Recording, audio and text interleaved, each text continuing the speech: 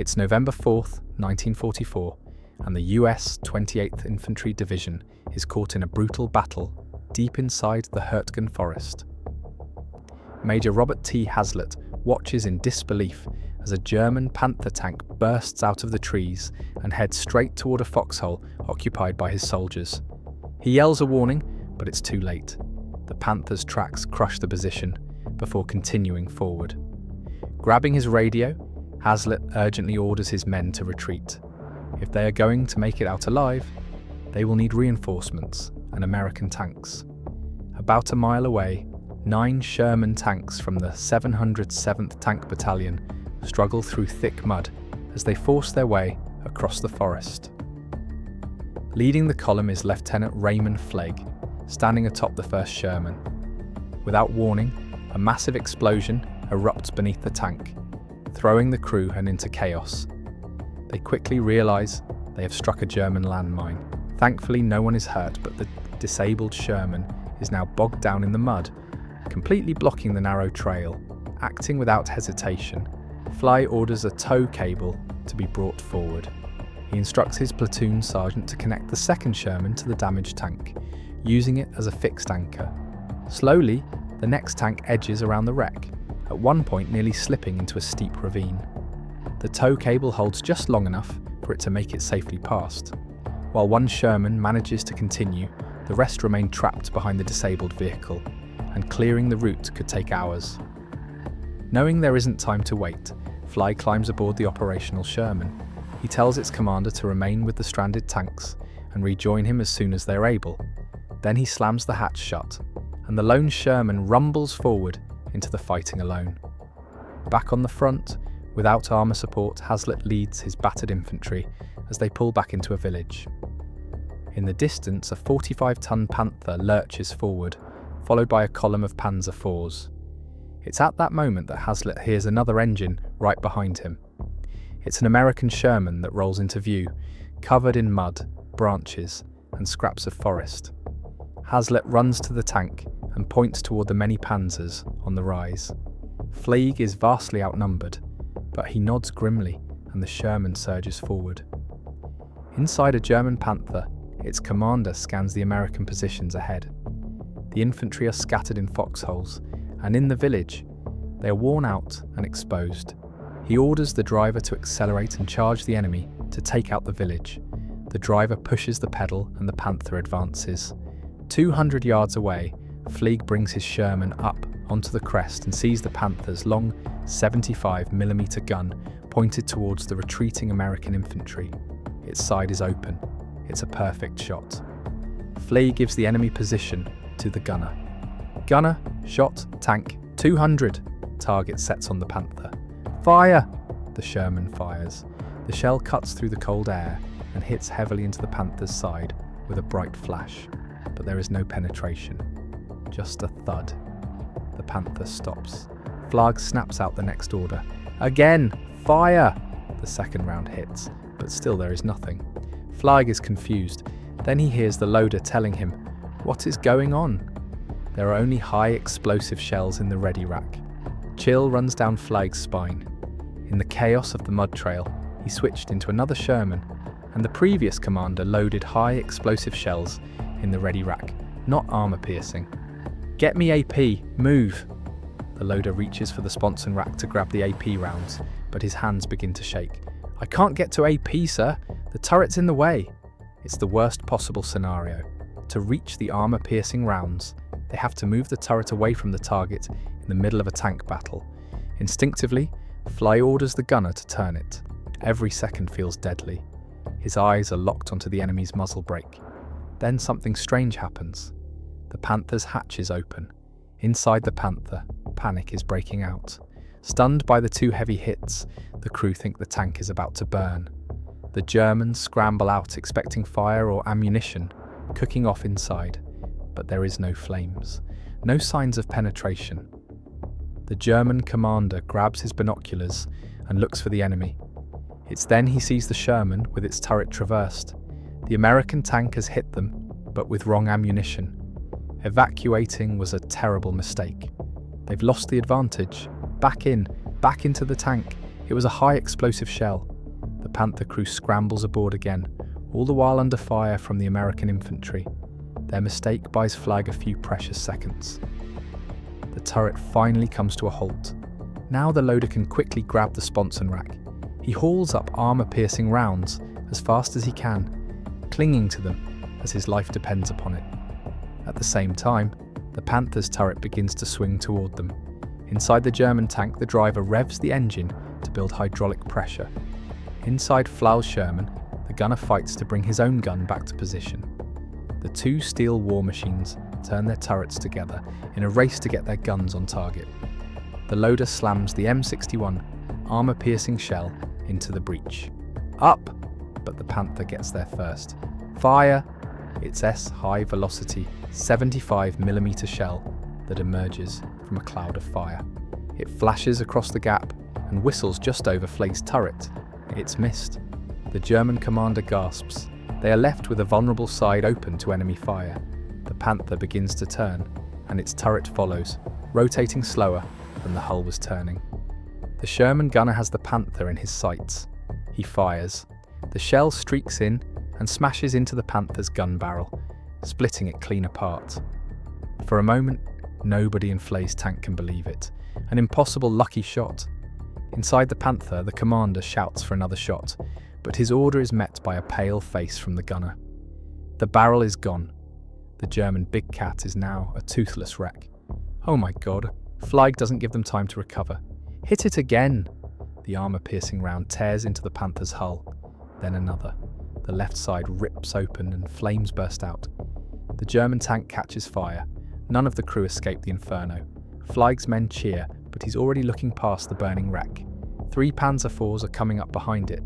They spread out and start forward. If Flag is going to survive this, he has to fire faster than the Germans. Gunner, shot tank 180. The gun swings to the nearest Panzer IV. Fire! The shell punches straight through the German tank and knocks it out in a single blow. The Panzer IV is nowhere near as resilient as the Panther. The Sherman shifts to the next target, but this time the Germans aim faster. The Panzer gun fixes on the Sherman, but another shell slams into that Panzer and blows it apart. Through the smoke over the crest of the hill, 2 mud-covered Shermans emerge. It's Flag's tanks, and they are finally here to the rescue. For the first time in the morning, Flag lets himself smile. Now they have the upper hand.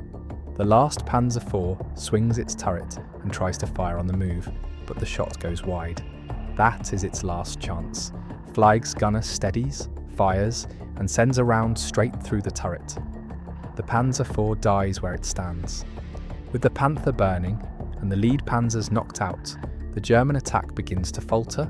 Smoke goes out, engines reverse, and the surviving tanks pull away from the American positions. Flag tracks a backing Panzer IV. It turns, throws mud from its tracks, and disappears into the smoke. Miles away, an escaping Panzer rattles into the command area of the 116th Panzer Division. General Major Siegfried von Waldenberg listens to the report. Several Panzers and a Panther are lost. How many? 3 Sherman tanks, sir. It's an unexpected defeat. Enemy tanks are few, but they might get reinforcements. The Americans must be eliminated, and he can't hesitate. He orders to send all the remaining Panzers in their direction and burn everything to the ground. The German tank engines cough to life in the mist, and 13 Panthers begin moving towards the village, followed by Panzer IVs and infantry. The Germans settle onto the far slope and take up their positions just outside of bazooka range. Their tanks cover the infantry and keep firing towards American positions in the village. For the Americans, reinforcements are scarce, but M10 tank destroyers led by 1st Lieutenant Turney W. Leonard from the 893rd Tank Destroyer Battalion arrive on the scene. Flag, Hazlitt and Leonard get orders to start a counterattack. Despite their losses, they formulate an attack plan. With the Germans positioned on the hill and covered by trees, Flag decides to take his Shermans up the crest and draw fire. While all tanks are looking at him, Leonard is going to swing right and get behind their armour in his M10s. If they can take out the armour, they can then clear the way for the infantry. The morning brings fog, and the M10 destroyers peel off to the right through the mist, heading the long way around. The 3 Shermans grind up towards the crest. Through the fog, Flea spots German armour on the opposite side, hidden between trees and hay. The Shermans are about to draw the fire of an entire German line, but Fly pushes his doubts to the back of his mind and gives the order to target one of the Panthers in the middle. The shell screams over the field and bursts in the trees right beside a Panzer. Immediately, German crews scramble back into their tanks and hastily look for the source of the fire. Muzzles flash as Panthers and Panzer IVs swing their turrets and begin firing upon the ridge. Shells whip low over the rise and smash through the branches, ripping apart tree trunks behind the Shermans. The enemy has taken the bait. "Driver, back us down, now!" The Shermans drop behind the reverse slope. Just as they reach safety, Fleeg is already giving the next order. "Get back up again." All 3 Shermans work the same drill, climbing to the crest, firing fast and dropping back behind the hill before the return fire lands. From the Germans' perspective, they keep seeing flashes from different points on the crest. To them, it looks like the American armour is everywhere. "Concentrate all fire on that hill," the Germans hammer the crest. Tank fire, mortars and artillery are crashing onto the ridge. 1 Sherman falls back, wrapped in smoke with the damaged turret that's stuck. The fire is becoming too heavy to handle. Across the field, Leonard's tank destroyers are desperately trying to get into position. The enemy tanks and infantry clearly don't see them coming firing away at the Shermans. Their risky plan is working.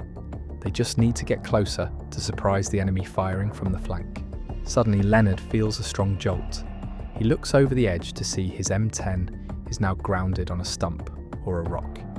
He looks left just as another M10 loses traction in churned mud. The whole flank attack starts to grind to a halt. Crews try to climb out, but the German infantry spot them almost at once. Mortars start falling around the American armour and their open turrets become deadly traps. Machine gun fire snaps out from the tree line. Even stuck, the M10s are still powerful enough to kill German armour, but under such heavy fire, they can't acquire a target. "No eyes on target, sir." Leonard grabs his binoculars and climbs out of his M10. "Get ready to fire. I'll get you the eyes on target." Bullets whip past him as he runs towards the nearest slope. Up the slope, he sees Panzers screened behind hay, with firing lanes cut through them. Leonard turns and runs back. There's a crack, and he realises a bullet has hit him in the arm. He stifles a scream of pain, but pushes it down to keep moving. He staggers back to the American M10s and bangs the hull of the nearest one. "Haystack! 200 yards. Traverse right." The M10s 3-inch gun swings, and its cannon fires with a hard, flat crack. Leonard runs back again, toward the Germans before the smoke clears. On the hill, the 2 remaining Shermans keep working the crest. Fleeg looks right, hopefully, expecting to see Leonard's M10s getting into position. But instead, he sees them bunched up, only a couple of 100 yards away. They're nowhere near the enemy line, and they are not moving. Fly can retreat from the hill and save what is left of his platoon. But if he does, every Panther and Panzer IV will turn onto the stranded M10s. If he can give them a fighting chance, he has to do that. "Those poor souls need our help. Maintain fire." To his left, a Sherman rolls up to take a shot. As it does, it lingers just half a second too long. It's enough for a German gunner to get a target. The German shell bursts right in front of the tank. For a moment it looks finished. Then it backs down through the fire, still miraculously alive. But once it reaches the slope, it stops. Inside the turret, the gunner grabs the manual traverse and tries to crank the gun around. There is nothing. The shock has jammed the turret ring. Now 2 of Flay's 3 tanks are crippled. Only his tank is fully operational, and he keeps it moving. He brings it up one more time, and this time sees the side of a German tank through the smoke. "Gunner, AP, tank 600. On the way!" The AP round streaks across the field and hits hard. The German tank jerks sideways, and flames punch out of the hull. It's another kill for Fleeg, but he pays for it immediately. A returning shell strikes the ground, ricocheting up and slamming straight into a Sherman's turret ring. His gunner yells through the bursts outside, "We're jammed, I can't traverse." Now all three Shermans can't fight back. Fleig throws one last glance toward Leonard's AM-10s. His heart is in his mouth as he sees Leonard running from cover to cover between bursts of fire and directing the M10S upon the enemy positions. Then his hope turns to horror as he sees a mortar explode right next to his comrade. Leonard goes down hard. The blast shatters his left arm below the shoulder. Everything around him is a blur. He sees medics running up to him with morphine. One of them leans down and insists on moving him immediately. Leonard shakes his head. He knows the Germans are closing in. "Leave me a rifle and get the hell out of here." It is the last time that anyone sees him alive. There is nothing more Fleig can do. "Pull back!" The Shermans back away from the crest and head for the shallow draw north, out of the direct line of fire. The Germans realise the American armour has yielded the ridge and begin their advance. Artillery, mortars and tank fire sweep the field and the village from end to end. Behind the trees, Fleig stands behind his wounded Sherman and watches Hazlitt as the last infantry pull back through the mud. Fleig has orders to destroy and cripple any Shermans that he leaves on the field. A crewman climbs onto Fleig's Sherman with a hand grenade and a wire at the ready, but Fleig stops him. "Let me do it." He takes the grenade and climbs onto the hull. Tying it to the hatch with a wire, he reaches down into his Sherman's turret for the last time. The men start down into the dark gorge and hear the dying explosions of their tank. The trees swallow them almost at once. The slopes are slick with mud and broken branches, so the men form a human chain. One hand on the shoulder or belt of the man ahead, feeling their way through the black forest. Then the enemy mortars find them. Shells crash into the gorge and rip through the retreating column. The men lose their grip and the chain breaks. One group is driven off into the underbrush and disappears in the darkness, never to walk out again. Around midnight, Lieutenant Fleig and 6 exhausted soldiers finally reach the American assembly area at Vossenack. Of the more than 2,200 men of the Bloody Bucket Division who go into the fight, little more than 300 make it out. Lieutenant Colonel Raymond E. Fleig survived the war and was awarded the Silver Star for his actions in the Battle of Hurtgen Forest. Lieutenant Turney W. Leonard was posthumously given the Medal of Honor. His body was found in 1950 and returned to the US. He is buried in Dallas, Texas. Click here to see the last epic tank battle of the 20th century. It wasn't just a clash of steel, it was the ultimate showdown between American firepower and Soviet design.